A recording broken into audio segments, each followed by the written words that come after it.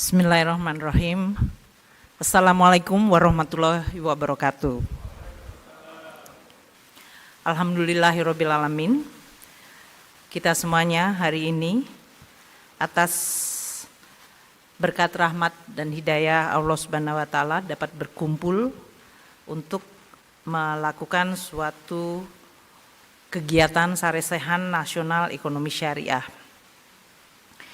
Sholawat dan salam selalu kita curahkan untuk Rasulullah dan keluarga dan sahabatnya serta umatnya.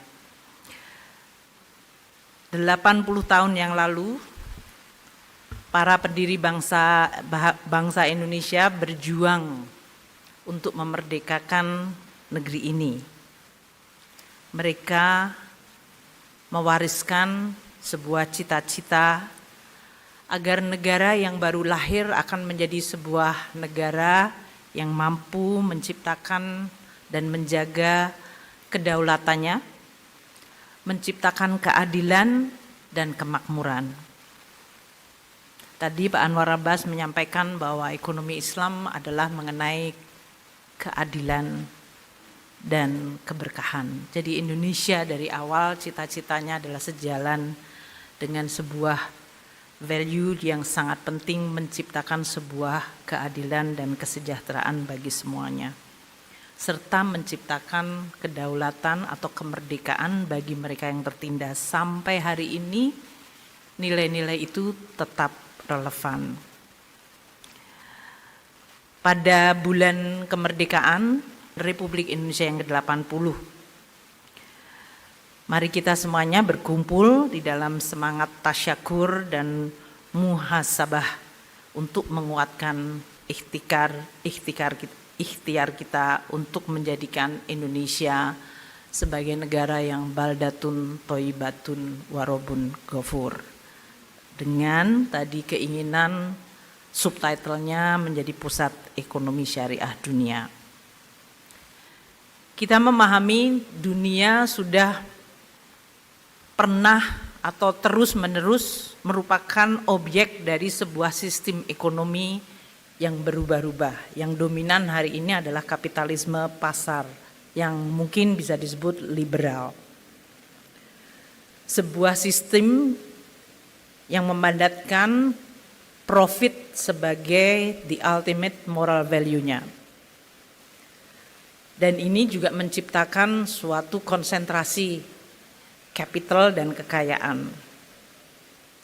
Kita melihat banyak implikasi negatif dalam berbagai bentuk ketimpangan, konsentrasi dari kekuatan, baik kekuatan kapital yaitu ekonomi dan kekuatan politik pada segelintir manusia. Kalau kita lihat di dalam dunia hari ini, berapa banyak billion and billion itu dicurahkan untuk artificial intelligence development. Ini karena ada konsentrasi capital pada sekelompok kecil dari perusahaan atau orang-orang yang menguasainya. Ini menimbulkan keresahan dunia, bagaimana governance atau tata kelola ekonomi dunia yang akan semakin didominasi oleh konsentrasi kekuasaan capital di tangan sekelompok kecil. Antitesanya, dulu ada yang muncul manifesto komunis dari Karl Marx dan Friedrich Engels yang memunculkan teori komunisme dan sosialisme, di mana alat-alat produksi tidak dimiliki secara pribadi, tapi dimiliki secara kolektif. Ini juga menimbulkan dampak negatif di dalam bentuk ketiadaan motivasi untuk mencapai yang terbaik karena sama rata dan sama rasa. Di dalam konteks pergulatan ideologi dunia inilah ekonomi Islam muncul dan seharusnya menjadi sebuah inspirasi atau juga sekaligus jalan ketiga, wasatiyah. Sistem yang berlandaskan kepada sebuah etika dan moral yang inklusif, berkeadilan. Namun ini juga menimbulkan suatu pergulatan bagaimana mewujudkannya. Karena kita akan dihadapkan kepada sebuah sistem mekanisme yang sudah sangat established. Juga dari sisi pemikiran strategi untuk memainstreamkannya. Apakah kita berkukuh kepada bentuk ataukah kita akan menggunakan strategi berdasarkan substansi. Ini juga salah satu yang kita diskusikan pada pembahasan di mana para pengurus Ikatan Ahli Ekonomi Islam kita sedang mendiskusikan bagaimana program kerja untuk menciptakan strategi yang tepat. Tadi telah disampaikan oleh Pak Gubernur dan ini juga masuk dalam terms of reference-nya Sarasehan ini, bahwa ekonomi yang berbasiskan kepada ekosistem ekonomi syariah dibangun atas 3 pilar. Halal value chains yang tadi telah disampaikan oleh Pak Gubernur. Pak Gubernur itu pandai sekali untuk membuat sound bite. Jadi kalau hal yang sifatnya hanya omong-omongan yang kelihatannya membosankan kemudian diciptakan soundbite, itu menimbulkan suatu emotional attachment atau paling tidak attraction terhadap itu. Jadi dari mulai gerbang apa tadi? Gerbang santri, jawara ekspor dan 3 rukun tadi.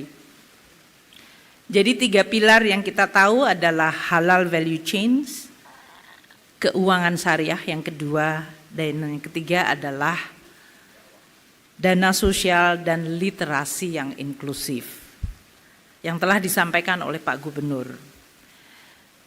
Saya mungkin akan menyampaikan dari sisi instrumen yang memang Kementerian Keuangan harus kelola, yaitu keuangan negara sebagai instrumen atau tadi sebuah kendaraan yang ingin mengantarkan, melajukan dan membuka jalan bagi banyak yang tadi keinginan untuk aspirasi menciptakan ekonomi syariah sebagai terbesar di dunia.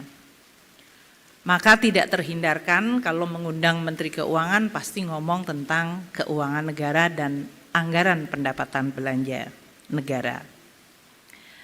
Presiden Prabowo sebagai presiden terpilih, beliau menyampaikan Asta Cita sebagai fondasi untuk mencapai cita-cita Indonesia emas, dan instrumen APBN merupakan instrumen yang sangat penting untuk mencapai cita-cita tersebut. Kami ingin menyampaikan bahwa di dalam mendesain dan melaksanakan Asta Cita, substansi keadilan begitu sangat kental, dan itu adalah konsisten dengan ekonomi syariah. Kami menyampaikan saja dalam hal ini bahwa anggaran pemerintah pusat yang langsung dinikmati oleh masyarakat terutama kelompok bawah mencapai 1.333 untuk tahun ini. 2 hari lagi Bapak Presiden akan menyampaikan untuk tahun depan dan angkanya akan lebih besar sekali. Dari mulai perlindungan sosial, jadi kalau kita bicara tentang keadilan, bagaimana yang lemah kita bantu. Kalau dalam bahasa syariah itu yang disebut menggunakan zakat, wakaf. Pada dasarnya mereka yang mampu harus menggunakan kemampuannya, karena di dalam setiap rezeki dan harta yang kamu dapatkan ada hak orang lain. Bukan ustazah ya dalam hal ini. Tapi ini karena Menteri Keuangan juga dalam setiap rezeki Anda ada hak orang lain. Caranya hak orang lain itu diberikan, ada yang melalui zakat, ada yang melalui wakaf, ada yang melalui pajak. Dan pajak itu kembali kepada yang membutuhkan. Kami sampaikan 10 juta keluarga tidak mampu diberikan program keluarga harapan. bahkan diberikan tambahan sembako untuk 18 juta keluarga. UMKM yang belum mampu kita berikan akses tadi. Jadi itu adalah akses kapital. Dengan kita tahu kemampuan untuk membayarnya yang terbatas, maka diberikan subsidi terhadap beban biaya dananya. Itu bisa distrukturkan secara syariah. Mereka yang perlu untuk mendapatkan pelayanan kesehatan, mulai dari diagnosa, pelayanan kesehatan gratis, pemeriksaan kesehatan gratis, dan sekarang dibangun akses-akses kesehatan, puskesmas, BKKBN, posyandu, hingga rumah sakit di daerah-daerah yang sekarang di-upgrade sehingga kalau menggunakan Menteri Kesehatan, jangan orang yang terkena serangan jantung tapi di daerah terpencil harus dibawa ke Jakarta, baru jalan 10 kilo sudah dijemput malaikat maut. Takdir mengenai kematian kita nggak pernah tahu, tapi ikhtiar untuk kita memperbaiki masyarakat untuk mendapatkan hak kesehatan itu adalah ikhtiar kita. Pendidikan, Bapak Presiden sekarang sudah mulai membuka sekolah rakyat. Rakyat yang kemarin saya kebetulan datang, dari mulai orang tuanya pemulung, pekerja harian yang tidak memiliki pendapatan, anaknya kemudian mendapatkan sekolah, diasramakan dan mendapatkan pendidikan dengan kualitas yang baik serta bimbingan keagamaan. Itu adalah semuanya tadi hak dari rezeki yang kamu miliki untuk orang lain. Di bidang pertanian dan energi, Presiden juga menyampaikan mengenai ketahanan energi dan pertanian pangan. Tidak ada negara yang mampu menjaga kedaulatannya dan memakmurkan rakyatnya apabila tidak mampu memenuhi energi dan pangan. Dari mulai memberikan subsidi pupuk kepada petani yang paling membutuhkan, alsintan bibit hingga perluasan. Itu yang kami sampaikan sebagai instrumen APBN untuk mewujudkan keadilan. Secara substansi itu adalah ekonomi syariah. Namun kami juga terus akan mendorong berbagai instrumen yang memang sifatnya spesifik. Telah disebutkan dalam RPJM mengenai Indonesia sebagai pusat ekonomi syariah dunia. Pangsa aset keuangan syariah yang telah mencapai 51,42% makin akan ditingkatkan. Dan untuk jujur saja, yang banyak menggelembungkan aset itu adalah instrumen keuangan negara. Sukuk di Indonesia didominasi oleh sukuknya negara. Korporasi mungkin perlu untuk didorong lebih banyak lagi. Tanpa itu Indonesia tidak akan menembus pada radar yang cukup tinggi, baik sukuk lokal maupun global. Masyarakat kita kelas menengah yang di sini pasti memiliki tabungan, mereka membutuhkan alat investasi. Dan oleh karena itu bisa meletakkan di bank syariah yang kita sudah merge waktu itu, Pak Kiai Ma'ruf yang meminta cukup persisten agar terjadi sebuah skala yang besar, dan itu terjadi dengan reformasi undang-undang P2SK. Beliau sangat meneliti pasal-pasal yang akan memberikan keberpihakan kepada bentuk institusi yang berbasiskan pada syariah. Kita terus akan mendorong berbagai instrumen itu, termasuk aset wakaf uang yang masih perlu untuk terus didorong, dan untuk kita bisa mencapai tadi yang disebut peringkat yang tinggi. Kalau saya sedang diskusi dengan Presiden Islamic Development Bank mengenai anggota dari ISDB, adalah negara-negara OIC. Terus tenang, negara OIC itu dibagi menjadi seperti dua polar. Mereka yang borrowing dan biasanya miskin dalam kondisi fragile, bahkan perang. Dan kelompok yang memiliki sumber daya alam seperti minyak dan gas. Dan mereka adalah negara-negara teluk. Tidak banyak negara in between yang baik, tumbuh, stabil. Indonesia adalah salah satunya yang sangat sedikit itu. Dan karena cerita tentang negara OIC yang sukses mengelola ekonomi itu masih sangat sedikit. Jadi ini juga menjadi salah satu PR bagi kita. Apakah Indonesia akan mengisi kerinduan adanya negara yang mayoritas penduduknya Islam, yang menjalankan value keislaman dan dia bisa menjadi ekonomi besar, terbesar dan terus kuat untuk bisa kita jalankan dan kita ciptakan kemaslahatan bagi umat. Oleh karena itu kita terus perlu untuk mengelola ekonomi secara baik. Dan untuk itu Presiden melalui Astacita membangun mulai dari bawah. Tadi persis pidatonya Pak Anwar Abbas. Dari grassroots. Koperasi Merah Putih. Pemeriksaan kesehatan gratis. Makan bergizi gratis. Sekolah rakyat. Ketahanan pangan dengan mengempower petani. Kampung nelayan dan sekarang kita bicara tentang nelayan. Semuanya adalah pada level akar rumput. Saya mau mengajak, kalau tadi Pak Gubernur menggunakan soundbite, saya menggunakan angka yang sangat jelas. Program itu sudah ada. Koperasi Merah Putih dengan dana, kalau masing-masing 2,5 miliar, kita akan bicara lebih dari 250 triliun di setiap desa dan kelurahan.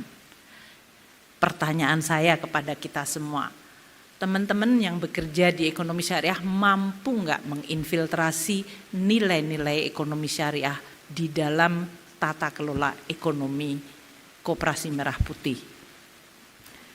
Karena wadahnya sudah dibuat, isinya ada. Infusing value adalah tugas kita semua. Makan bergizi gratis. Tahun ini 71 triliun, kita cadangkan tambahan 100 triliun. Tahun depan kalau Pak Rahmat tahu sekali, kalau 82 juta akan mendapatkan itu lebih dari 300 triliun.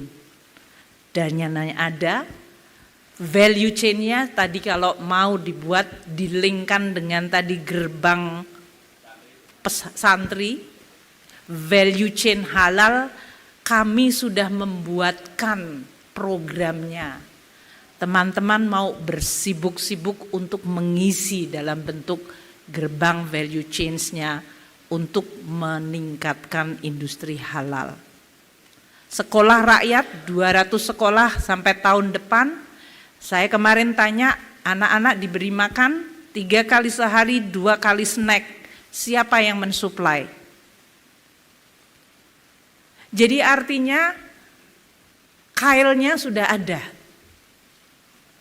Teman-teman perlu mengaitkannya itu. Dan saya berharap di dalam Sarasehan ini lebih berfokus kepada strategizing dari platform Presiden yang sudah memberikan pemihakan dan tujuan untuk mencapai keadilan di bumi Indonesia. APBN adalah instrumen bagi kita semuanya. Dan kita akan terus menggunakan instrumen itu untuk bisa menjawab dan mencapai ideal-ideal yang ingin kita capai. Tujuan-tujuan ideal yang ingin kita capai. Maka kita terus mengembangkan berbagai di dalam APBN. Mungkin tidak perlu ditarik ke belakang dari mulai undang-undang mengenai perbankan syariah, lembaga keuangan non-syariah, kita mengeluarkan SBSN, surat berharga syariah negara, bahkan karena Islam adalah juga bicara tentang sustainability, kita mengeluarkan sukuk hijau, sovereign, dan itu adalah yang pertama kali di dunia. Kita telah mengisu 7,7 miliar US dollar. Di pasar domestik 84,7 triliun. Di mana banyak investor retail, saya harap yang di ruangan ini termasuk yang membeli SBSN retail kita. Karena dia adalah untuk membangun berbagai proyek-proyek dari mulai kampus-kampus, sekolah, rumah sakit. Green Sukuk langsung meningkatkan tadi ranking Indonesia di dalam keuangan syariah global. Dan kita masih bisa menstrukturkan karena program-program Bapak Presiden mengenai hilirisasi semuanya basisnya adalah aset yang tangible. Biasanya ekonomi syariah membutuhkan itu sebagai underlying asset. Kalau itu semua distrukturkan secara syariah, saya yakin kita akan melejit nomor 1 di dunia. Itu adalah salah satu cara strategi yang menurut saya perlu untuk dipikirkan dan diikhtiarkan. Tantangan paling besar adalah bagaimana dengan struktur yang sifatnya syariah tidak menambah beban, tidak menciptakan inefisiensi, dan kemudian bahkan menimbulkan moral hazard. Karena sama seperti instrumen yang lain, begitu dia digunakan dengan etika yang salah, maka dia juga bisa menjadi instrumen yang menyengsarakan. Maka kita juga perlu untuk saling menjaga. Saya tidak akan menyampaikan mengenai berbagai instrumen lain yang terus kita dorong, seperti kas, wakaf, link, sukuk. Ini juga salah satu kita coba lakukan. Instrumen yang kita terus berinovasi dengan berbagai cara tetap sesuai dengan prinsip kesyariahan, namun bisa menjawab masalah kekinian yang nyata. Dan ini telah mendapatkan penghargaan dari Islamic Development Bank sebagai inovatif financing sosial yang berbasis wakaf. Jadi terima kasih kepada teman-teman yang semuanya terus melakukan inovasi. Saya tidak ingin contohnya hanya satu, yang pertama kali dulu sama Pak Kiai Maruf kita luncurkan ya Bapak, yaitu Rumah Sakit Mata Ahmad Wardi. Harusnya ada yang lain dan segera bisa menyusul. Tadi yang disebut sebagai penumpang. Proyek-proyek yang terus kita akan tingkatkan mengenai bagaimana penggunaan nilai buku untuk pengalihan dan perolehan harta untuk penggabungan, peleburan, pemekaran, pengambil alihan usaha. Persepsi mengenai ekonomi syariah yang dianggap lebih repot dari sisi strukturnya harus bisa kita hilangkan. Dan ini kerjasama dengan MUI menjadi luar biasa penting karena Dewan Syariahnya ada di dalam MUI. Bagaimana kita bisa menjawab masalah-masalah dengan efisiensi tanpa mengkompromis keadilan. Tetap memiliki etika yang tinggi tanpa menciptakan beban kepada yang harus melakukan. Itu adalah tantangan nyata, karena kalau tidak yang muncul adalah instrumen lain yang menjawab berbagai kebutuhan itu. Oleh karena itu kita akan terus mendorong, termasuk di dalam APBN adalah mendorong mengenai masalah sertifikasi halal. Ibu bapak sekalian, cita-cita yang baik dari kita hanya akan bisa terwujud menurut saya apabila yang menjalankan mengikuti tauladan Rasulullah. Dan saya favoritnya ada di sini. 4 karakter dari Rasulullah adalah apa yang hari ini disebut soundbite-nya adalah good governance. Kita sering hanya bicara tentang syariahnya, melupakan bahwa fondasi dari setiap cita-cita yang ingin dicapai adalah karakter yang menjalankan. Dua yang pertama sering kita lihat tercederai secara cepat, sidik dan amanah. Mau megang duit 1 juta, 1 miliar, 10 triliun, 1000 triliun, 3.800 triliun kayak APBN, kalau Anda tidak punya dan tidak menjaga sidik dan amanah, maka Anda akan tidak hanya mencederai cita-cita Islam itu, tapi Anda menzolimi orang yang paling perlu untuk kita bela. Setiap cedera terhadap dua karakter itu adalah cedera terhadap cita-cita mulia mengenai Islam dan cita-cita untuk mewujudkan keadilan.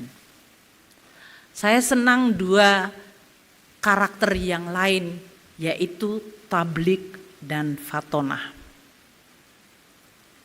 Tablik itu menyampaikan, itu berarti kita harus mampu untuk transparan. Mengelola ekonomi tanpa transparansi, pasti di situ banyak syaitoni rojim.